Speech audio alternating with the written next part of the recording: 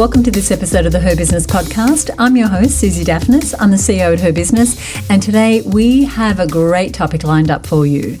This episode is all about innovation and differentiation, and we're going to be giving you strategies for standing out in a competitive market. My special guest is Jane Cay. She's the founder and CEO of birdsnest, who were this year's Online Retailer of the Year. She's a trailblazer in e-commerce in Australia, and I know you're going to love what she has to say. Before we go into the interview, I recently got this message from a previous podcast guest, Melissa Horvath of Graphica. We were together on the show just a few weeks ago in an episode called How Your Small Brand Can Grow Your Business, and we talked everything about brand and what brand is and what brand isn't. And I want to thank you if you listened to that episode and you sent me a note, but I didn't expect to get a note also from Melissa. Melissa said this. She said, it was a lot of fun chatting on the podcast. The HerBusiness podcast is one of the best podcasts going around for women in business. Why, thank you, ma'am.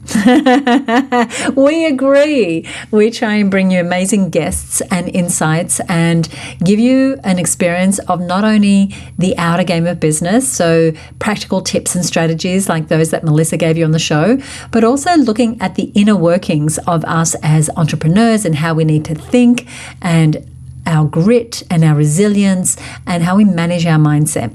And we're going to go into a little bit of that here today. So firstly, thank you, Melissa. It was wonderful having you on the show. And thank you so much for listening. So here's the thing. The longer you're in business, the more you're going to need to adapt and grow. That's my experience, at least. We need to be able to pivot and change as markets change or our life circumstances change or how we want to work or who we want to work with or the type of business that we want to grow. I've been coaching and training women business owners for over 28 years, and in that time we have evolved and changed many times. We used to be an offline networking organisation with monthly events and canapes in 2 main cities here in Australia. But in the last 28 plus years, we've changed our business model a number of times, our pricing, our name, our ideal client, and we're actually just in the middle of yet another shift. And we're shifting to working more and more with women who have growing businesses, women who are moving from solopreneurship to leading teams and having more profitable, thriving businesses. The thing is, we all get to choose what our business looks like, and that's why I think you're going to love what Jane Cay has to say about innovation and standing out from the crowd. Now, if you're not familiar with Jane, let me introduce her to you. She's a successful female entrepreneur. She's built a multi-million-dollar business in the online retail industry. She started birdsnest as a retail store, a brick-and-mortar store, and she took it online way before we were used to buying things online. She's grown it to over 150 staff, operating from a small town of Cooma here in Australia. She's won multiple awards and achievements along the way, including being inducted into the Businesswomen's Hall of Fame. And the thing that you'll hear is she's always changing and growing and leading the business with heart and also with vision. And in this frank interview, Jane shares her experiences from the challenging times of letting go and building trust in her team to the evolution of her own role as her business grew. We also chat about mindset and getting the right people around you. I loved this conversation, and I hope you will too. Let's go to the interview. Hey, Jane, welcome to the summit. Hi, Susie. Great to be here. I am so excited to speak to you. And just off camera, we were talking about where you are located. So tell us a little bit about where you are right now as we're recording. Oh, right. Well, yeah, so I live in regional New South Wales. So if you know where Canberra is, capital of Australia, so we're literally 2 hours south of Canberra and pretty much an hour and a half round trip to get a carton of milk where we live. So I'm looking out this window and I can see just paddocks and sheep. Pretty much that's it. That's where my home is. I love that. And it's been your home for a while. We're going to talk about that, how you ended up there, because you're a city girl originally, right?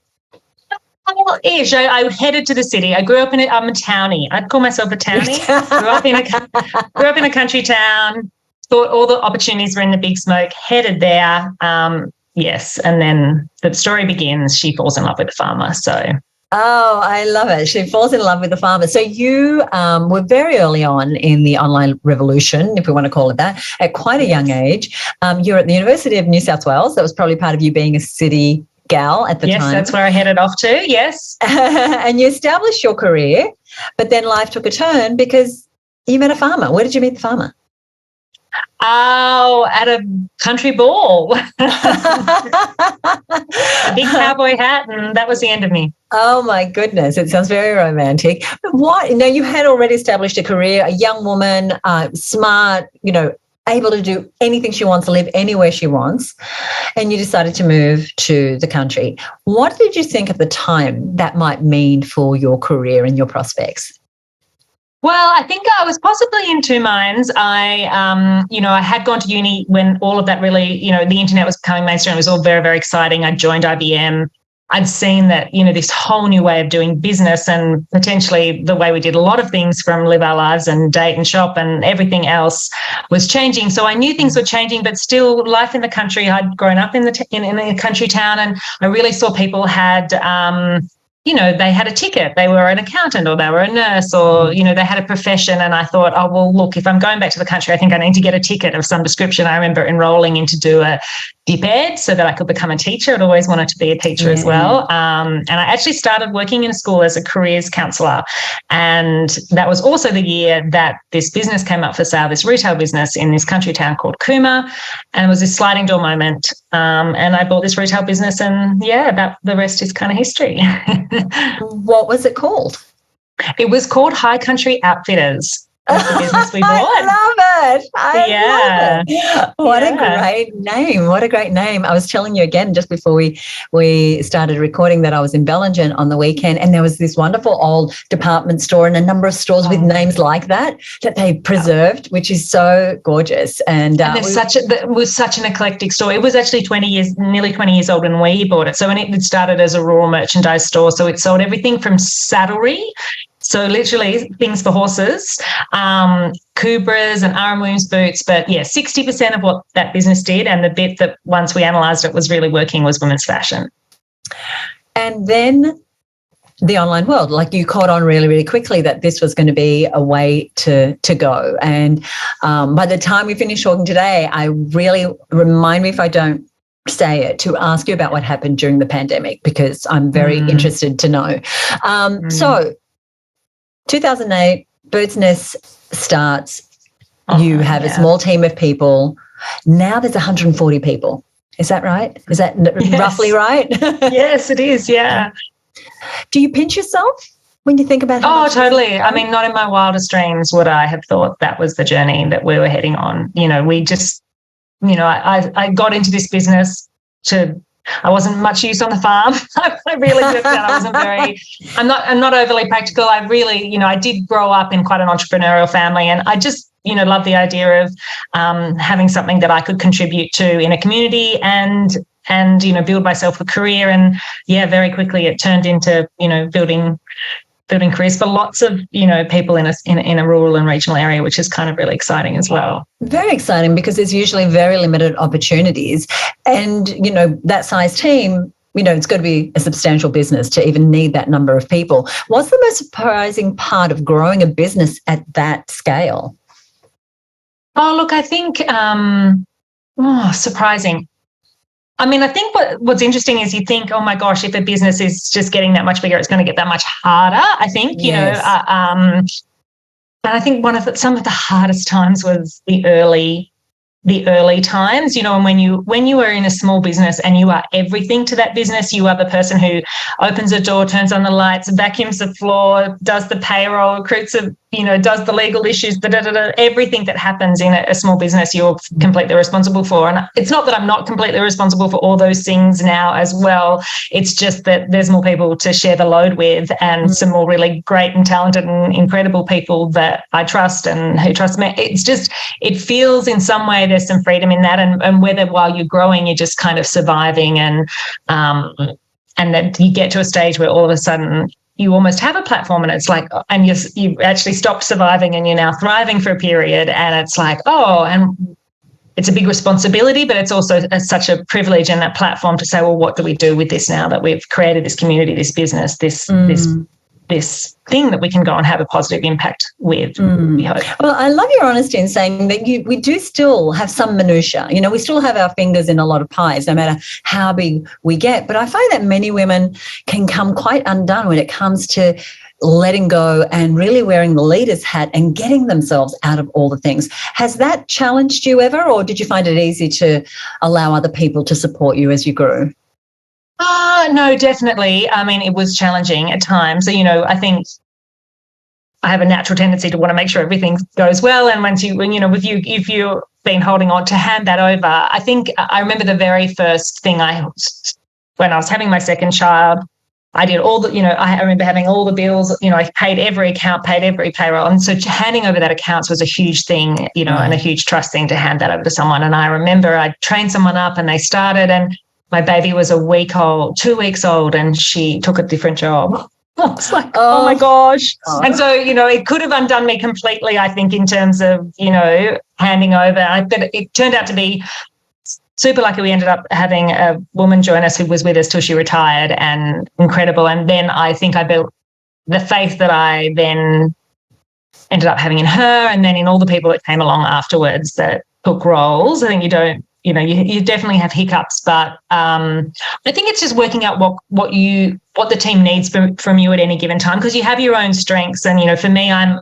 so great in the beginning part of a project. I love the ideas and I wonder how we should do this and And sometimes when it gets to the bit where we're executing, I cannot necessarily bring the right energy to the space. I'm still up in the wondering stage, and they're like, no, Jane, we need decisions now. So I think, it's learning how you adapt what the team needs. And there's certainly been times along the journey that I've questioned, like, am I the right person for this team? And is it me they need, or is it someone else?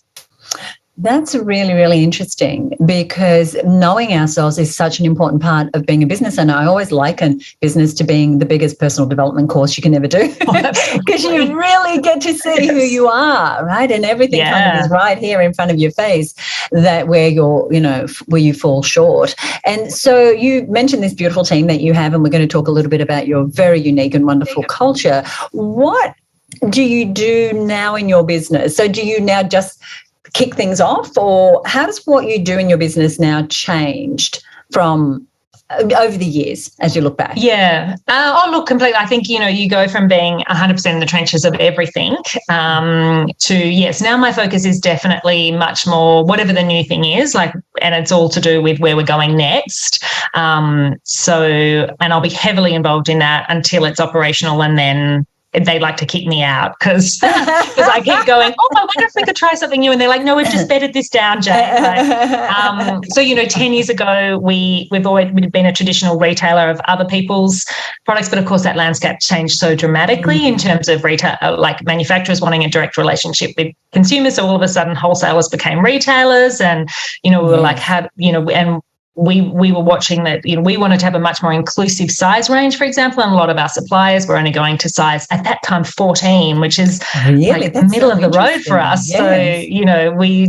So, so now we're able to, by manufacturing our own labels, we're able to have like size 8 to size 24. So, but that was so scary going into that production journey. And, so now 50% of our range is our own congratulations. Labels, which is really, it's been a huge change and a really important change for the business. And from a margin perspective, obviously much better. Definitely. And exclusivity, we're the only place you can get those labels, those styles. So that was when we were establishing those relationships, and I was heavily involved in that and traveling. But now really there's a whole team that looks after that, and I'm much more of a backseat. So it just really, whatever the new thing is, I'm 100% in, and then sort of but I've always stayed connected with the people team. So we obviously didn't have a people team for a long time, but then eventually said, oh gosh, I remember asking someone, could you please be our head of trust? I think that's what it's all about. And now we have a people team of 3 that look after our team. And so I'm very connected with them. We meet regularly. I'm a daughter of an accountant, so I'm very involved in the spreadsheets and the budgeting across the business. And I still love to stay involved in product and customer experience and software, definitely, because that's where the innovation begins. Yeah, and you have some background in that as well. So let's talk numbers, because you just mentioned, loving a spreadsheet. What was the first financial milestone you hit where you thought, oh, there's something real here? I could grow this thing. Do you remember what that number was? Oh, financial milestone. There's so many milestones you remember. I remember when we launched online, people were like, why are you launching online? No one's going to buy online. Why aren't you just opening other stores in other towns? And so I was like, one of the ways I calmed them down was I was like, oh, well, once we grow the store to the same size as the shop, then we'll open other shops, So, yes. And I remember the store when we took it over, High Country Outfitters, was turning over about 600,000. We grew it to 1 million, and then we thought we'll launch this online thing. And then when this online thing hit 1 million, it was the same size as the store and didn't show any signs of slowing down. We were like, oh, wow, I think we have to keep focusing on this. So that was I was like, wow, this is really opening up our market, and there's such an enormous opportunity here. We need to keep investing. So was that the decision you made when you hit that 1 million, which is such a coveted number? And yes. I saw somewhere, I don't know how accurate this is, so don't quote me, that something like only 2% of businesses that turn over more than $1 million are owned by women. Oh, wow. Yeah, which is kind of scary, but we're on a mission. We're on a mission to create more $1 million businesses. When you hit that first million, did you make any decisions about who you were as a business owner or about the business? Like, was it at all a pivotal point?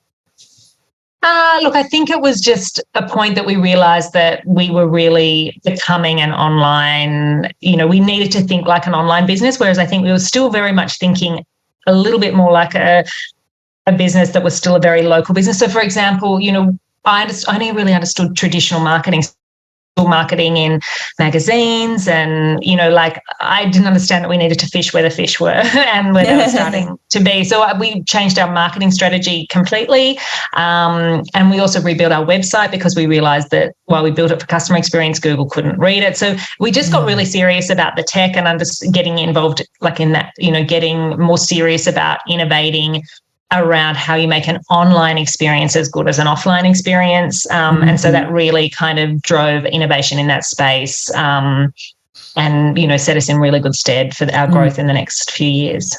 Like us, you've been online for a long time. But what did happen when the pandemic came and suddenly people were like, oh, I need to buy something. I can only do it online. Like, did you double down? Did you say, thank goodness, now everyone's going to catch up? How did that experience play out for you? Initially, it was actually terrifying because I think in that very early stages in March, and probably for about nearly 2 months, like a month and a half, it was that everyone stopped spending full stop, like online, offline. We had more returns coming in the door than we had orders going out. So in a business our size, that cash flow reversed was pretty terrifying. My sister was a CFO at the time, and she was like, oh gosh, Jane, this is how long we've got. And, we just bought the building, we just bought pretty much a supermarket complex in Cooma, a huge building which houses us, our warehouse. That sale had gone through, I think, on the 16th of March or something. It was right when it was just chaos in Australia. So it was actually super terrifying. But of course, it did turn itself around. So it's not it was only a sub story for about 5 minutes. And, hearing all the pain that, so many businesses went through at that time, of course, it ended up being a huge opportunity that if you were online and you did have the right product. And because half of our manufacturing at that time was in Australia, so, we could really, if you want to use the word pivot, I know it's overused, we could really, adapt quickly from making cocktail dresses to pull-on pants. And we sold an inordinate amount of pull-on pants during that time. And so, it was an incredible opportunity for the business and to meet new customers and to ease them into online shopping, because for many of the customers that were coming to us, it was their first time shopping online. Oh, so exciting. So exciting. I feel like we could talk for an hour just on that, but I am watching the clock. And so I want to talk about mindset, like the mindset of a business owner who grows a multi-million-dollar business. How has your thinking changed as you've gone from having a few staff to having hundreds of staff and a few $100,000 turnover to a multi-million-dollar turnover? How has your thinking changed? In many ways, I hope it's stayed the same. I hope we've stayed, quite lean in our thinking. One of the one of my favorite quotes in business and in life is the Charles Darwin, it's not the strongest or the most intelligent that survives. It's the one that is most adaptable to change. And I think that has served us in really good stead all the way through at any stage and at any stage through that journey. And so my thinking around that and our need to be adaptable has always kind of, I think, served us and me well.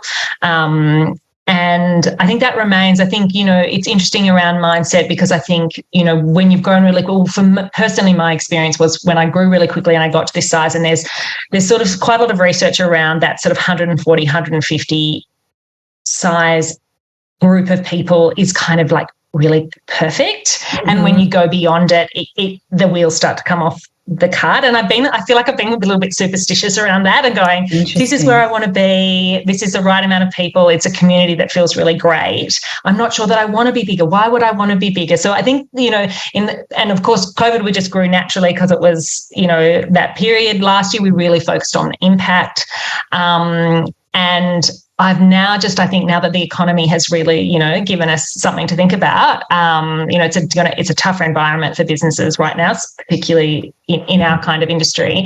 And it's actually really reignited a fire in me around the importance of having a growth mindset, I think, because you need it if you want to create opportunities for your business or for your team, really. Like, you have to have that mindset. And so I'm kind of invigorated right now around, what we're thinking about and what our plans are for the future to, grow our story and our footprint, if you like. Well, there's a couple of things you're working on that I do want to ask you about. But just before I do that, are there any skills or mindset shifts that you feel like you might need to adopt to go to your next level of growth? Well, interestingly, I had some coaching about 10 years ago, and this was the time that I really panicked that I wasn't the right leader. And I got that, some really valuable feedback from my team. So I can highly recommend doing that kind of feedback on yourself as when you're running a business. And just recently I've got some coaching, and it's a fascinating, one of the surprising or fascinating things to me was like how I actually have had these limiting beliefs recently, like that I've got to hear, and like, I'm still so surprised with what I've done. And it's almost like I'm surprised that we could do anything. The analogy I think I've used is that, when I was at school, I was in second grade, and I really enjoyed being in second grade hockey. And then I made first grade, and I thought, I'm not able to make the same contribution. And I think there's, people talk about attribution error, and when sometimes I attribute that kind of, maybe playing in second grade is where I fit best, because I can really make a contribution and feel like I'm making a difference. And, this quote just really just helped me realize how I've also potentially been applying that. And you'd look around and think, oh, she's not applying that. But I really do. I sort of feel like I've pushed some things out of the way just recently, which has helped me open up. I think will open up opportunities for our team and for our business. So that's been really interesting. And I can highly recommend every now and again getting a coach and getting out of your own way. I love that. Now, there's two initiatives we're going to put the details of right here where people are watching or listening that I'd love for you, if you could, just give us a real overview of. The first is your Rehatched Pre-Love range, and the other is Nest Stays. Awesome. Okay, well, Rehatched is really fun. That's what we launched last year in our, year of positive impact, was in the dreaming for a long time.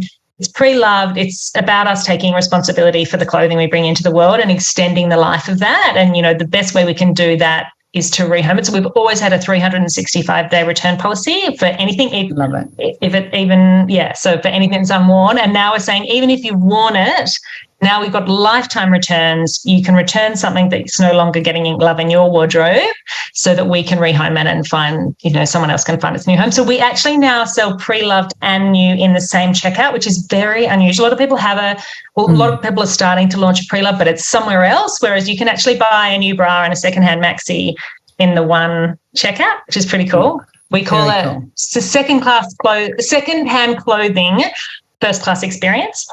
Nest Days is a bit of a kind of fun side project into tourism. So we have a destination store. We're in a small town. People drive a long way to see us.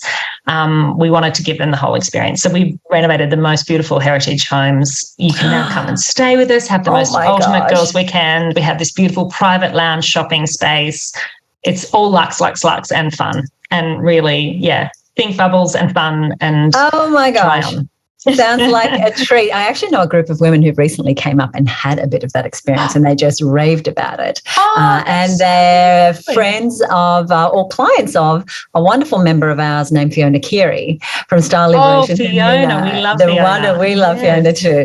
My final question is, our tagline is do what you love every day. What does that look like in your life? I think for me, building business has been about community. I think, we all have this sense of need to belong, and I think mine is quite strong, and it's been such a joy to belong to this community and to build a really inclusive community of customers. And that's just a joy every day. I mean, we've got a pretty feel-good thing that we do. So, I feel very lucky. Thank you so much for being part of the summit. Really lovely to see you. Yeah, Susie, thanks for having me. Very much. Lovely to meet you properly. I hope you gained valuable insights from Jane's experiences and learning about adaptability and building trust in your team and recognizing the potential of the online market. Each of us needs to be on the lookout for where our business can change in order for it to grow. Sometimes it's rejigging our business model. Sometimes it's re-choosing our ideal client. Sometimes it's increasing our pricing or our marketing methods. Sometimes it's building trust in your team, just like Jane talked about. Remember that every challenge in your business is an opportunity for growth, and your journey is unique. But what you likely have in common with all the women that I see who are growing sustainable businesses is that you want to learn, you want to grow. You're focused on both your skill set, but also your mindset, and in bringing people around you to help you grow. And if you're a woman business owner who wants to scale your 6-figure business into a 7-figure business, or you already have a 7-figure business and you want to go further, then join us and our amazing community at HerBusinessNetwork.com. The doors are closed right now, but we'll send you an invitation to join us as soon as places are available. I want to thank you so much for joining us. We have another great episode coming up in the next edition of the Her Business podcast. I love doing this show for you. I appreciate you listening and sharing the show with your friends. And I love it every time I get a comment from you on what you enjoyed or what you've implemented. It does make my day, and I'd love to know how you're implementing what Jane shared with you here today. Now, you can email me at podcast@herbusiness.com. You can find us over on Instagram at HerBusiness, and you can also get the show notes for today's episode, along with Jane's contact information, over at herbusiness.com/240. That's herbusiness.com/240.